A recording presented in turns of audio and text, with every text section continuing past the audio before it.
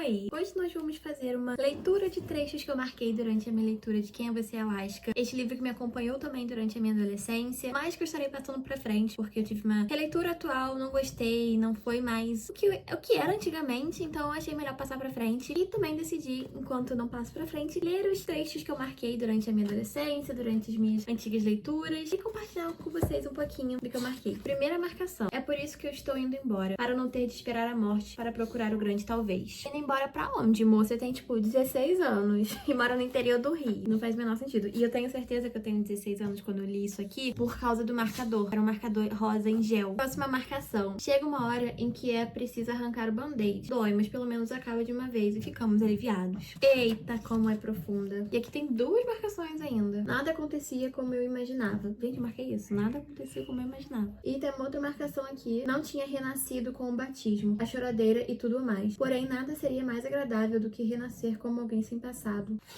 Outra. Ela tinha olhos do tipo que nos levam a apoiar todas as suas decisões. Então tá bom, amor. Tem algumas marcações que eu realmente não sei qual foi o contexto, tipo, que eu tava no momento, o que eu pensei. Ai, tem uma marcação aqui que é recente. Ai, eu assim, nossa, eu odiei o livro, eu marcando frases. Preciso falar e vocês precisam ouvir, porque estamos lidando com as coisas mais importantes de todas. A procura de um sentido. O que significa ser uma pessoa? Qual é a melhor maneira de ser uma pessoa? Como passamos a existir e o que será de nós quando deixarmos de existir? Em suma, quais são as regras desse jogo e qual é a melhor maneira de jogá-lo? A única coisa que realmente eu marquei e eu senti que fez sentido até agora. A clássica, gente, essa aqui me irrita, me estressa, me enlouquece. Que é a famosa frase da Alaska: vocês fumam para saborear, eu fumo para morrer. Ai, Mona, vai procurar uma terapia. Gente, sério, esse livro me estressa muito. E uma coisa que me estressa muito nesse livro, porque ele é um livro para jovens. Só que ele é um livro que desperta muitos gatilhos. Ele não é um livro, tipo, que tem uma abordagem delicada, sabe? Eu acho que esse livro induz jovens a entrar em um buraco que eles não precisam entrar. E é isso. Ai, mas tem jovens que têm depressão, muitos jovens têm depressão. Sim, eu sei, eu tenho. Só que assim, isso aqui, esse livro, principalmente, me enfiou em um buraco pior ainda, sabe? Então, é isso. Eu acho que é um livro super irresponsável. E eu já fiz um vídeo falando sobre esse livro, só que eu não falei isso. E agora eu estou falando. Próxima frase. Ela continuou falando, suave e pensativa, como se estivesse me contando um segredo. E eu me inclinei para ela, subitamente dominado pela sensação de que precisávamos, de que deveríamos nos beijar naquele instante. Ali mesmo no sofá laranja com marcas de cigarro e décadas de poeira acumulada. E eu a teria beijado. Teria continuado a me debruçar na direção dela até que fosse necessário inclinar o rosto para me desviar do seu nariz arrebitado. E teria sentido o choque de seus lábios macios. Teria feito isso. Aí, outra marcação embaixo. Cruzes, não posso ser uma dessas pessoas que ficam sentadas falando que pretendem fazer isso ou aquilo. Eu vou fazer e pronto. Imaginar o futuro é uma espécie de nostalgia. Ah, essa última frase eu gostei. Não vou negar não, que eu achei legal.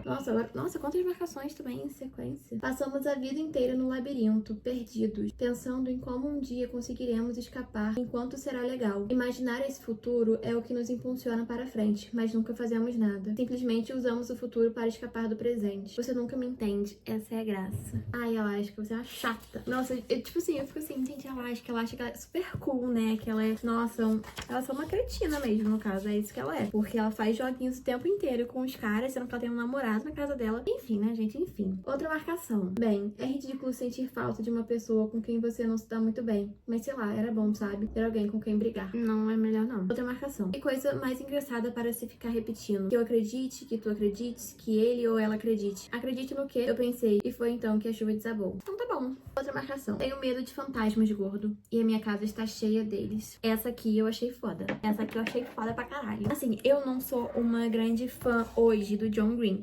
Mas eu entendo que tem algumas frases de post que ele faz que são, tipo assim, boas, sabe? Próximo. Não é nem a vida nem a morte, o labirinto. O sofrimento, ela disse, são as coisas erradas que fazemos e as coisas erradas que fazem conosco. Essa é a questão. Bolivar estava falando sobre a dor, não sobre a vida e a morte. Como saímos deste labirinto de sofrimento. Outra marcação. Ai, gente, essa frase eu já sei até qual é, só de ler a primeira palavra. Eu era um Palerma. Ela era apaixonante. Eu era irremediavelmente sem graça. Ela era infinitamente fascinante. Se as pessoas fossem sem chuva, eu era garoa e ela um furacão. Próxima frase. As pessoas, pensei, queriam segurança. Não suportavam a ideia de que a morte fosse um grande e escuro nada. Não suportavam a ideia de que seus entes queridos pudessem deixar de existir e nem mesmo conseguiam imaginar essa não existência. Por fim, concluí que as pessoas acreditavam na vida após a morte e não suportavam a alternativa. Eu ainda concordo um pouco com essa frase, sabia? Eu acho que nem todas as pessoas que dizem que acreditam numa vida após a morte, não é porque elas realmente acreditam, mas é porque elas precisam acreditar que a nossa vida é mais do que só isso, é mais do que só pisar aqui, sabe, pagar contas, trabalhar, e é isso, sabe? E realmente é um pensamento meio deprimente, se você parar pra pensar. Próxima. Não gostava de me sentir burro ou fora de controle, mas gostava do modo como o álcool deixava tudo. Os risos, o choro, o xixi na frente dos amigos mais fácil. Ai, sim, realmente. Hoje em dia eu não bebo mais, né? Tenho sentido mais essa vontade, assim, de beber. Como eu bebia na minha adolescência, principalmente nessa época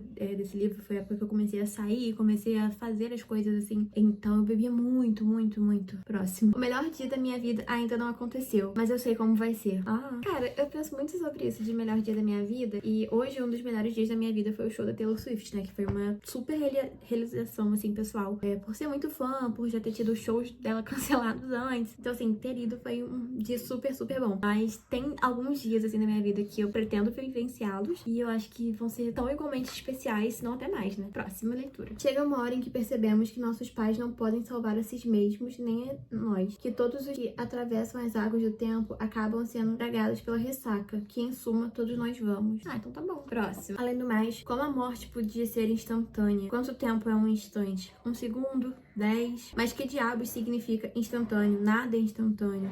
Arroz instantâneo leva 5 minutos, pudim instantâneo 1 hora. Duvido que um instante de dor intensa pareça instantâneo. Próximo. Acima de tudo, eu senti a injustiça daquilo, a inegável injustiça de amar alguém que talvez também me amasse. O que estava sentindo não era bem tristeza, era dor. Aquilo doía, e não é um eufemismo. Doía como uma surra. As últimas palavras de Meredith Lewis foram: não sou covarde, sou forte demais, é difícil morrer. Não duvido que seja, mas não pode ser muito pior do que ser deixado para trás. Próxima. Eu não queria que as pessoas que ela não conhecia e as pessoas das quais ela não gostava ficassem tristes. Não tinham se importado com ela e agora me faziam parecer que ela era sua irmãzinha. E se eu tivesse me importado tanto quanto deveria, tanto quanto achava que me importava, não a teria deixado ir embora. Mais uma frase. Acho que algumas coisas devem continuar em segredo. Mais uma frase. Se pararmos de desejar que as coisas perdurem, não iremos sofrer quando elas desmoronarem. True, tá? Por último, a última frase. Coisas que terminam mal, coisas que parecem normais na hora, porque não tínhamos como prever o futuro. Se ao menos conseguíssemos enxergar a infinita cadeia de consequências que resulta das nossas pequenas decisões, mas só percebemos tarde demais. Quando perceber é inútil. E concordo, tá? Concordo. Mas essas foram as minhas marcações do livro Quem é Você, Alaska, de todas as 3 vezes que eu li esse livro. E é isso, gente. Espero que vocês tenham gostado e até o próximo vídeo. Tchau!